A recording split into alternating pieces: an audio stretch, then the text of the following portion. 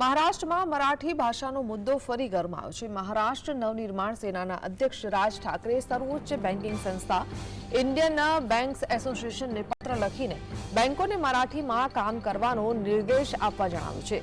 જો આમ કરવામાં નહીં આવે તો તેમનો પક્ષ પોતાનું આંદોલન વધુ તીવ્ર બનાવશે।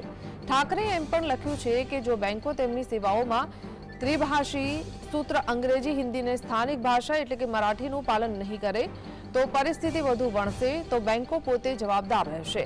અગાઉ 5 એપ્રિલે ઠાકરે પક્ષના કાર્યકરોને મરાઠીના ઉપયોગને પ્રોત્સાહન આપવા માટે હાલ પૂરતું આંદોલન બંધ કરવા જણાવ્યું હતું। ઠાકરે 30 માર્ચે ગુડી પડવાની રેલીમાં મરાઠી ફરજિયાત કરવાની માંગ કરી હતી। તેમણે ચેતવણી આપી હતી કે જે લોકો જાણી જોઈને મરાઠી નહીં બોલે તેમને થપ્પડ મારવામાં આવશે।